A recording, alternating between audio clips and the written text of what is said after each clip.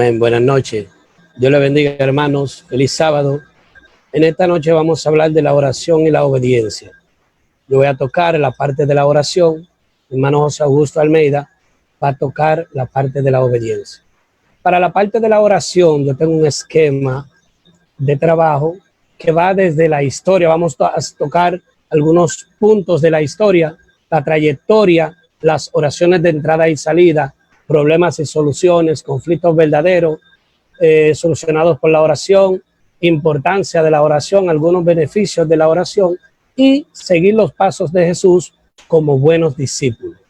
Para ello vamos a tener una oración. Dios y Padre nuestro, en esta hora te rogamos que tú tomes el control del tema, que no sean mis palabras las que puedan ayudar a los hermanos que están viendo y escuchando y a nuestros hermanos de la iglesia, sino tu Santo Espíritu. En el nombre de Jesús, amén. Entonces comenzamos.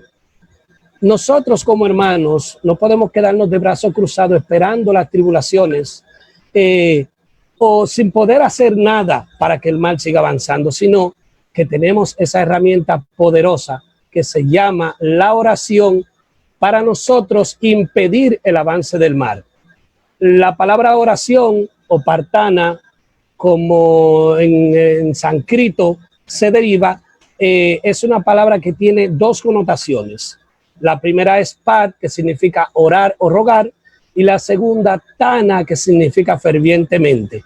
La oración no es más que la acción mental o verbal de hablar con Dios. En otras palabras, de pedir o rogar a Dios por algo. La oración incluye 4 aspectos principales. El primero de ellos es el respeto, el amor, la súplica y la fe. Podemos ver a través de la historia, primeramente comenzando por la creación, que Dios tenía un modo de comunicación entre Adán y Dios. Había un modo de comunicación. Y para ello, en el Génesis 3, versos 8, dice: en medio de un ventarrón retumbaba la voz del Señor Dios que caminaba por el jardín del Edén. O sea, Dios caminaba a la hora novena por el jardín del Edén y tenía un encuentro con Adán. No me imagino yo lo maravilloso que era para Adán, aún siendo como niño, tener una comunión tan íntima con Dios como estar al lado de él y verlo cara a cara. Pero no tanto así también, a través de la historia, después del pecado, que hubo un alejamiento entre Dios y el hombre, porque Dios no quiere nada con el pecado. Entonces, al haber un alejamiento, entonces ya las oraciones eran, la comunicación de Dios y el hombre era ya desde el cielo a la tierra. Podemos connotar en el Génesis 6, cuando Dios se comunicaba con Noé, lo hacía desde el cielo. Génesis 6, capítulo 13, Dios dijo a Noé desde el cielo, ya no era paseándose por el jardín como lo hacía con Adán, ya había un distanciamiento. Dios había decidido terminar la tierra con todos los habitantes, pero se comunicaba con Noé desde el cielo. No obstante así, habiendo distanciamiento entre Dios y el hombre, Dios se seguía comunicando. Las oraciones de entrada y salida son importantes. ¿Cuáles son estas oraciones de entrada y salida? Podemos ver un ejemplo en el Génesis 32, verso 9, las oraciones de Jacob. Jacob, en el verso 8 del capítulo 32 de Génesis, había orado a Dios para volver a su casa de la siguiente manera. Entonces sacó oro a Dios: oh Dios de mi abuelo Abraham, de mi padre Isaac, Señor, tú me dijiste: regresa a tu tierra y a tu parentela, y me prometiste tratarme con bondad. Escuchen esto maravilloso que Jacob y Dios en una oración, Jacob hablando con Dios, dice Jacob: no soy digno de todo el amor inagotable, la fidelidad que tú me has mostrado a tu siervo. Cuando salí de mi hogar, crucé el río Jordán solo con un bastón. Fue la primera oración que Jacob hizo de salida. Ahora dice Jacob: pero ahora todos los de mi casa ocupan 2 campamentos. ¿Cuántas bendiciones no recibió Jacob entre estas 2 oraciones?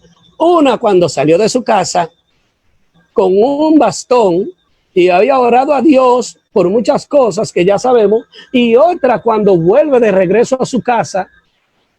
Y miren todas las bendiciones que Jacob había recibido. También a través de la historia, ¿qué cosa importante había? Había una comunicación. La oración es comunicación. Es tú comunicarte con Dios. Es tú tener una afinidad. Es tú tener un contacto diario con el Maestro, con Dios. A cualquier hora. Tú debes de tener 3 horas mínimo. Puedes orar todo el día que tú quieras, pero puedes tener 3 espacios de oración en todo el día para comunicarte con Dios. Luego viene Moisés. El pueblo, aquí surge un cambio. Dios se comunicaba con Adán frente a frente a la hora 9 en el jardín del Edén. Luego, al entrar el pecado, hay una separación, pero sigue habiendo la comunicación, sigue habiendo la unión entre Dios y el hombre a distancia.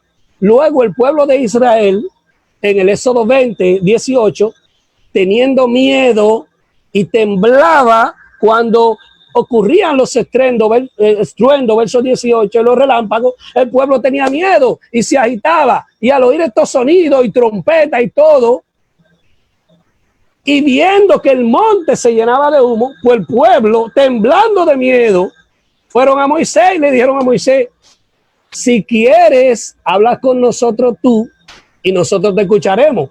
Ahora el pueblo está cambiando el sistema. Dios se comunicaba con Adán cara a cara.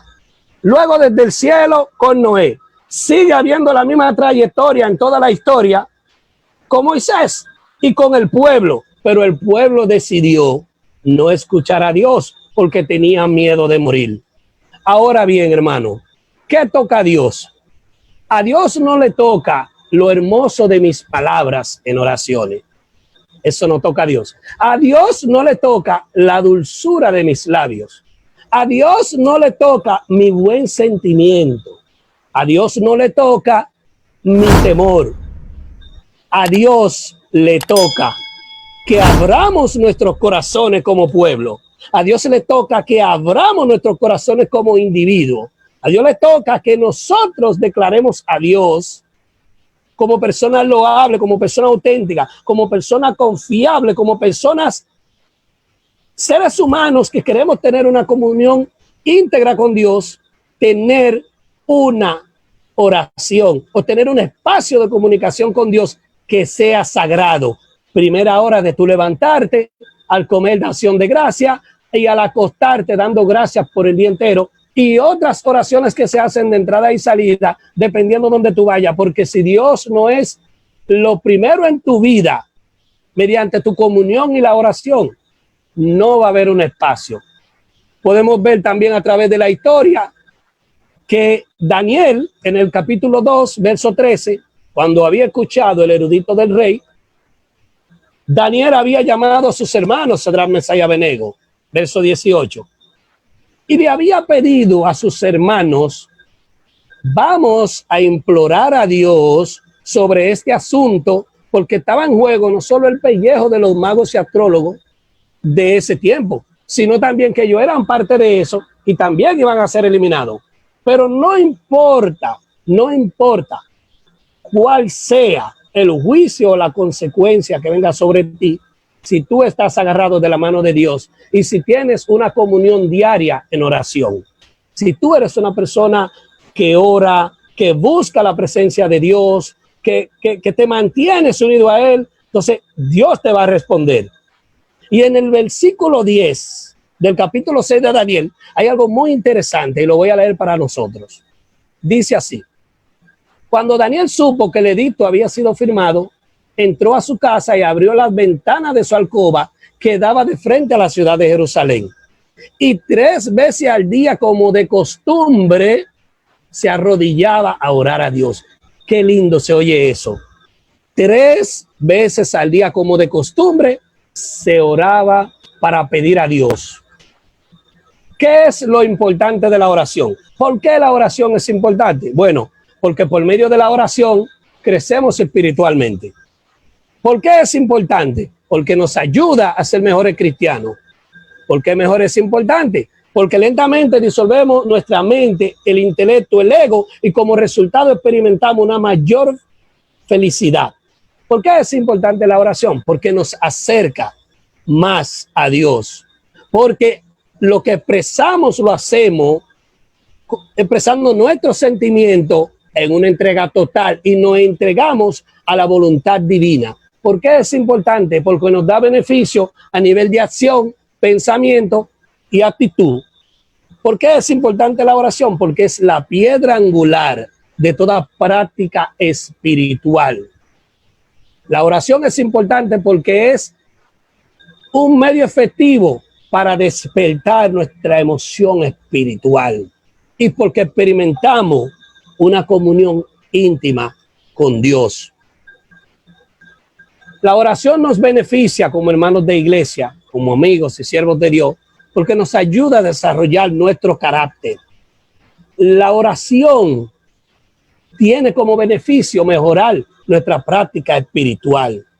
Tiene como beneficio ayudarnos a mejorar nuestro temperamento hasta que sea semejante al de Jesús. Nos fortalece en las alabanzas, en las oraciones cantadas. Nos reduce el ego y nos protege del mal. La oración nos otorga perdón por nuestros pecados y muchísimas cosas más. La oración incrementa nuestra fe a lo largo del tiempo. La oración diaria transforma nuestros errores en victoria en el nombre de Jesús. Nuestro mayor ejemplo de oración, y encontré 6 pilares de oración en el estudio que hice de este tema. Y uno de los pilares es la oración de acción de gracia. Encontramos una oración de acción de gracia en Juan 11:41, cuando Jesús dijo, quiten la piedra, y alzando sus ojos al Padre le dijo, te doy gracias porque me has oído y sabía que siempre me oyes, pero lo dije por causa de la multitud que me rodea para que crea que tú me has enviado. Una oración de alabanza como la de Mateo 11:25. En aquel tiempo Jesús dijo, te alabo Padre, Señor del cielo y de la tierra, porque ocultaste las cosas a los sabios e inteligentes y las revelaste a los que son como niños. Una oración de clamor. Cuando Jesús estuvo, Mateo 27:46, alrededor de la hora novena y exclamó, Elí, Elí, lama sabactami.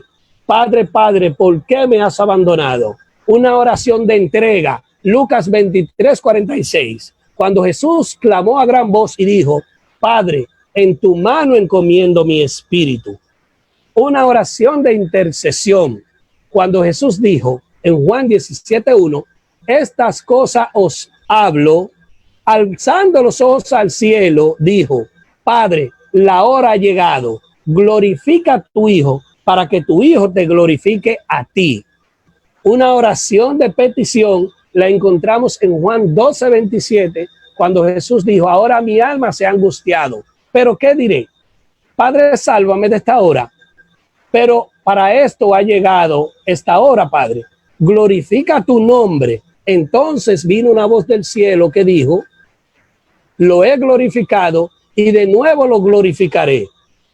Algo muy importante en la oración es tener un espacio, un lugar, tu cuarto de guerra, como se diría, tu cuarto de batalla, tu cuarto de reunión, tu salón de reunión espiritual, donde te vas a reunir con Dios, porque el maestro tenía su espacio de reunión.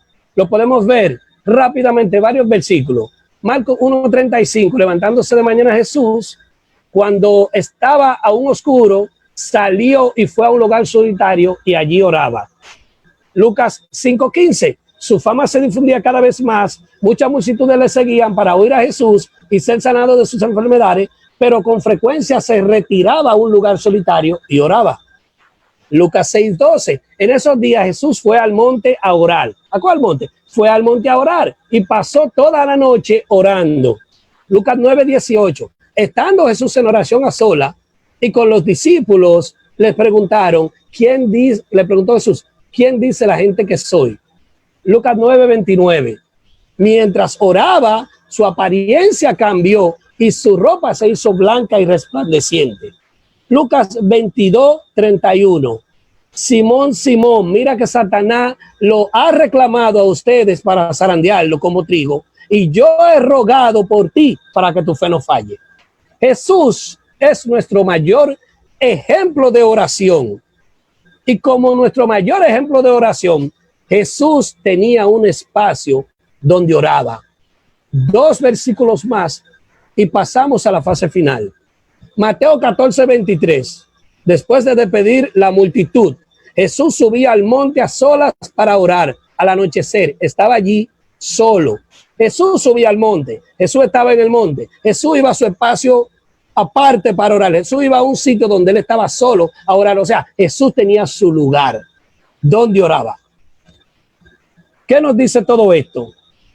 Vamos a hablar un poco de Getsemaní y pasamos a lo final para que mi hermano José Augusto continúe con la otra parte. Getsemaní proviene del arameo y está compuesta por 2 palabras. Una es get, que significa prensa o lagar, y semaní, que viene de la palabra shemanei y significa aceite. O sea, prensa de aceite, que quiere decir lugar de donde se traía el aceite de los olivos en el monte de los olivos. Entonces, este sitio es el lugar donde Jesús con frecuencia era el lugar donde más oraba. Era como quien dice su sitio de oración cuando estaba en esa ciudad. Y cuando Jesús fue entregado en ese sitio, era también donde estaba orando. Ahora yo te hago la pregunta, hermano. ¿Tienes tú tu lugar de oración? ¿Tienes tú tu espacio de oración? ¿Tienes tú tu cuarto de guerra? ¿Tienes tú tu sitio donde vas a clamar a Dios? Con esta historia finalizo. Está en Segunda de Reyes, capítulo 20. Y este era un rey que estaba muy enfermo. Se llamaba Ezequías. Dios le había dicho a su profeta que fuera a visitar a Ezequías. Ezequías estaba muy enfermo, a punto de morir. Y fue el profeta a decirle el mensaje que Dios le había mandado a este rey. Este rey, cuando escucha el mensaje, dice Dios que arregle tus asuntos familiares, tus cosas más importantes, porque vas a morir. Ezequías pudo haberse perturbado. Ezequías pudo haber hecho miles de cosas diferentes como ser humano. Ezequías pudo hacer lo que hace mucho cuando se enteran de que van a morir, que se le cambia la vida de un momento a otro. Más sin embargo, este rey hizo algo muy importante, que es de donde debiéramos nosotros aprender esta parte. Aún en tus tribulaciones, aún en tus problemas, aún en las situaciones que te esté pasando, no importa su tamaño, debes de ir a tu cuarto de guerra, a tu rincón y buscar la presencia de Dios. Este rey, en vez de turbarse, se paró de la cama, estaba enfermo a punto de morir y fue a su lugar, al rincón, a un rincón, y clamó a Dios. El profeta no había salido bien a la puerta del patio, pero este hombre estaba clamando a Dios. Este hombre estaba buscando la presencia de Dios. Este hombre lloraba por la noticia que le había llegado y solo sabía que había una persona que podía resolver ese problema, y era Jehová de los ejércitos. Dice la palabra de Dios en Isaías, la oración que le hizo Isaías. Segunda de Reyes, capítulo 20, versos 3. Dios, no te olvides que yo siempre he sido sincero contigo y te he agradado en todo. Luego lloró con amargura y tristeza, e Isaías lo dejó. Pero antes de salir del palacio al patio, Dios le dijo: vuélvete y dile al rey que yo, el Dios de sus antepasados, el Dios de su padre David, escuché su oración y vi sus lágrimas. Cuán bueno es escuchar que Dios escucha tu oración, no importa por la tribulación que estés pasando. Cuán bueno es que Dios ve también tus lágrimas. Cuán bueno es saber que Dios se mantiene pendiente de ti, conectado mediante la oración.